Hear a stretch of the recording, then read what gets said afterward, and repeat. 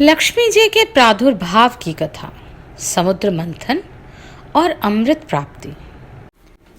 पिछले अध्याय में हमने जाना कि भगवान द्वारा जब सभी वर्णों को बनाया गया था तो उन्हें समान रूप से देखा गया था। उनके अन्न की सृष्टि और रुद्र, मनु तथा मरीचि प्रजापति आदि की उत्पत्ति के विषय में यह अध्याय था। आप सभी डिस्क्रिप्शन बॉक्स से मेरे दूसरे चैनल ज्ञान कथा सागर में आरंभ की गई महाभारत की श्रवण पुस्तिका का भी आनंद उठा सकते हैं। पद्म पुराण। भीष्म जी ने कहा, मुने, मैंने तो सुना था कि लक्ष्मी जी क्षीर समुद्र से प्रकट हुई हैं। फिर आपने यह कैसे कहा कि भृगु की पत्नी ख्याति के गर्भ से उत्पन्न हुई हैं? पुलस्त्य जी बोले, राजन, तुमने मुझसे जो प्रश्न किया है उसका उत्तर सुनो। लक्ष्मी जी के जन्म का संबंध समुद्र से है। यह बात मैंने भी ब्रह्मा जी के मुख से सुनी है। एक समय की बात है, दैत्यों और दानवों ने बड़ी भारी सेना लेकर देवताओं पर चढ़ाई की। उस समय युद्ध में दैत्यों के सामने देवता परास्त हो गए।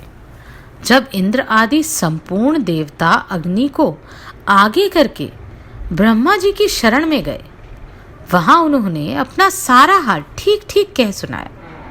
ब्रह्मा जी ने कहा, तुम लोग मेरे साथ भगवान की शरण में चलो। यह कहकर वे संपूर्ण देवताओं को साथ ले क्षीर सागर के उत्तर तट पर गए और भगवान वासुदेव को संबोधित करके बोले, विष्णु, शीघ्र उठिए, इन देवताओं का कल्याण कीजिए। आपकी सहायता ना मिलने से दानव इन्हें बारंबार परास्त करते हैं। उनके ऐसा कहने पर कमल के समान नेत्र वाले भगवान अंतर्यामी पुरुषोत्तम ने देवताओं के शरीर की अपूर्व अवस्था देखकर कहा, देवगण, मैं तुम्हारे तेज की वृद्धि करूंगा। मैं जो उपाय बताता हूं उसे तुम लोग करो। दैत्यों के साथ मिलकर सब प्रकार की औषधियां ले आओ और उन्हें क्षीर सागर में डाल दो। फिर मंद्राचल को मंथनी और वासुकी नाग को नेति अर्थात रस्सी बनाकर समुद्र का मंथन करते हुए उससे अमृत निकालो। इस कार्य में मैं तुम लोगों की सहायता करूंगा। समुद्र का मंथन करने पर जो अमृत निकलेगा उसका पान करने से तुम लोग बलवान और अमर हो जाओगे। देवादिदेव भगवान के ऐसा कहने पर संपूर्ण देवता दैत्यों के साथ संधि करके अमृत निकालने के यत्न में लग गए। देव, दानव और दैत्य सब मिलकर सब प्रकार की औषधियां ले आए और उन्हें क्षीर सागर में डालकर मंद्राचल को मथानी और वासुकी नाग को नेति बनाकर बड़े वेग से मंथन करने लगे। भगवान विष्णु की प्रेरणा से सब देवता एक साथ रहकर वासुकी की पूंछ की ओर हो गए और दैत्यों को उन्होंने वासुकी के सिर की ओर खड़ा कर दिया। भीष्म जी वासुकी के मुख की सांस तथा विषाग्नि से झुलस जाने के कारण सब दैत्य निस्तेज हो गए।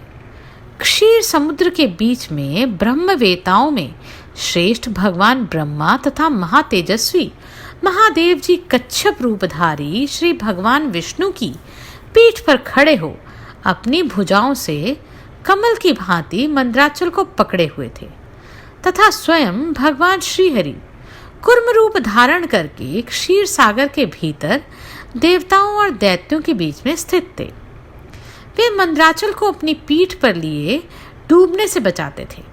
तदनंतर जब देवता और दानवों ने क्षीर समुद्र का मंथन आरंभ किया, तब पहले पहल उससे देव पूजित सुरभि अर्थात कामधेनु का आविर्भाव हुआ, जो भविष्य अर्थात घी दूध की उत्पत्ति का स्थान मानी गई है। तत्पश्चात वारुणी अर्थात मदिरा देवी प्रकट हुई, जिसके मद भरे नेत्र घूम रहे थे। वे पग पग पर लड़खड़ाती चलती थी। उसे अपवित्र मानकर देवताओं ने त्याग दिया।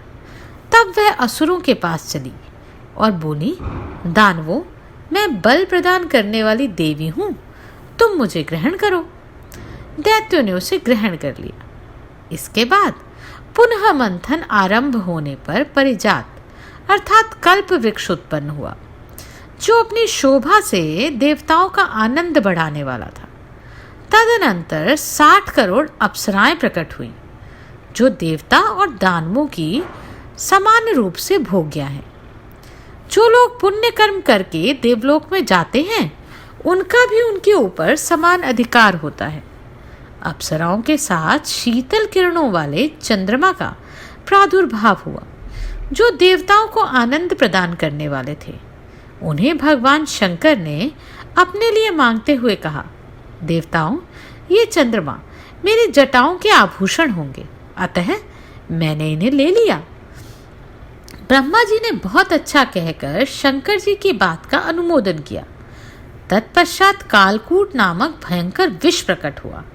उससे देवता और दानव सबको बड़ी पीड़ा हुई। तब महादेव जी ने स्वेच्छा से इस विष को लेकर पी लिया। उसके पीने से उनके कंठ में काला दाग पड़ गया। तभी से वे महेश्वर नीलकंठ कहलाने लगे।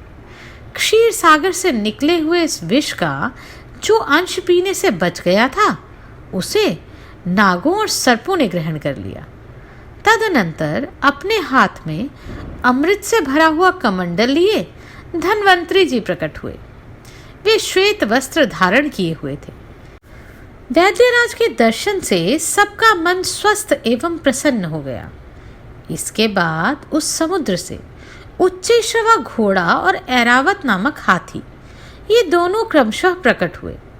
इसके पश्चात क्षीर सागर से लक्ष्मी देवी का प्रादुर्भाव हुआ, जो खिले हुए कमल पर विराजमान थी और हाथ में कमल लिए थे।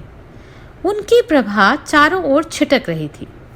उस समय महर्षि ने श्री सूक्त का पाठ करते हुए बड़ी प्रसन्नता के साथ उनका स्तवन किया। साक्षात क्षीर समुद्र ने दिव्य पुरुषों के रूप में प्रकट होकर लक्ष्मी जी को एक सुंदर माला भेंट की, जिसके कमल कभी मुरझाते नहीं थे। विश्वकर्मा ने उनके समस्त अंगों में आभूषण पहना दिए। स्नान के पश्चात दिव्य माला और दिव्य वस्त्र धारण करके जब वे सब प्रकार के आभूषणों से विभूषित हुई, तब इंद्र आदि देवता और विद्याधर आदि ने भी उन्हें प्राप्त करने की इच्छा की। तब ब्रह्मा जी ने भगवान विष्णु से कहा, वसुदेव, मेरे द्वारा दी हुई इस लक्ष्मी देवी को आप ही ग्रहण करें। मैंने देवताओं और दानवों को मना कर दिया है, वे इन्हें पाने की इच्छा नहीं करेंगे। आपने जो स्थिरता पूर्वक इस समुद्र मंथन के कार्य को संपन्न किया है, इससे आप पर मैं बहुत संतुष्ट हूँ।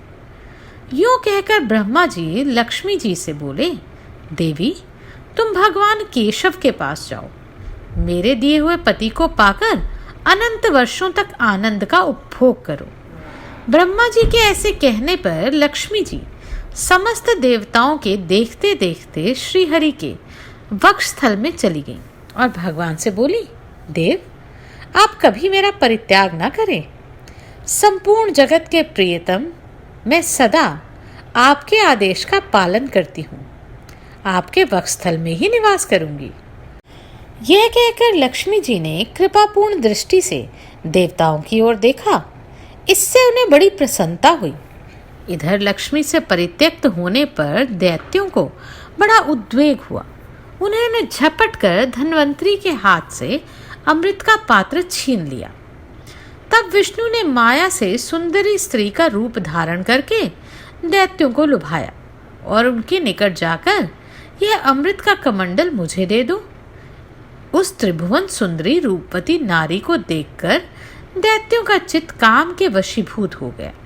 उन्होंने चुपचाप वह अमृत उस सुंदरी के हाथ में दे दिया और स्वयं उसका मुंह ताकने लगे। दानवों से अमृत लेकर भगवान ने देवताओं को दे दिया और इंद्र आदि देवता तत्काल उस अमृत को पी गए। यह देख दैत्यगण भांति भांति के अस्त्र शस्त्र और तलवारें हाथ में लेकर देवताओं पर टूट पड़े, परंतु देवता अमृत पीकर बलवान हो चुके थे। उन्होंने दैत्य सेना को परास्त कर दिया। देवताओं को मार पड़ने पर दैत्यों ने भागकर चारों दिशाओं की शरण ली और कितने ही पाताल में घुस गए।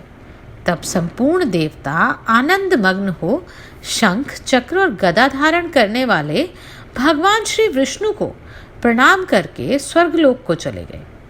तब से सूर्यदेव की प्रभा स्वच्छ हो गई। वे अपने मार्ग से चलने लगे।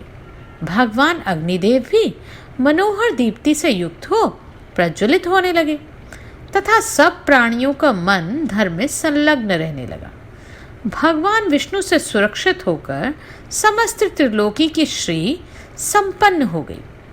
उस समय समस्त लोकों को धारण करने वाले ब्रह्मा जी ने देवताओं से कहा, देवगण, मैंने तुम्हारी रक्षा के लिए भगवान श्री विष्णु को तथा देवताओं के स्वामी उमापति महादेव जी को नियुक्त किया है। ये दोनों तुम्हारे योगक्षेम का निर्वाह करेंगे। तुम सदा उनकी उपासना करते रहना, क्योंकि वे तुम्हारा कल्याण करने वाले हैं। उपासना करने से ये दोनों महानुभाव सदा तुम्हारे क्षेम के साधक और वरदायक होंगे। यूं कहकर भगवान ब्रह्मा अपने धाम को चले गए। उनके जाने के कारण इंद्र ने देवलोक की राह ली। तत्पश्चात श्री हरि और शंकर जी भी अपने अपने धाम बैकुंठ एवं कैलाश में जा पहुंचे। तदनंतर देवराज इंद्र तीनों लोकों की रक्षा करने लगे। महाभाग इस प्रकार लक्ष्मी जी क्षीर सागर से प्रकट हुई थी। यद्यपि वे सनातनी देवी हैं, तो भी एक समय भृगु की पत्नी ख्याति के गर्भ से भी उनका जन्म ग्रहण किया गया है।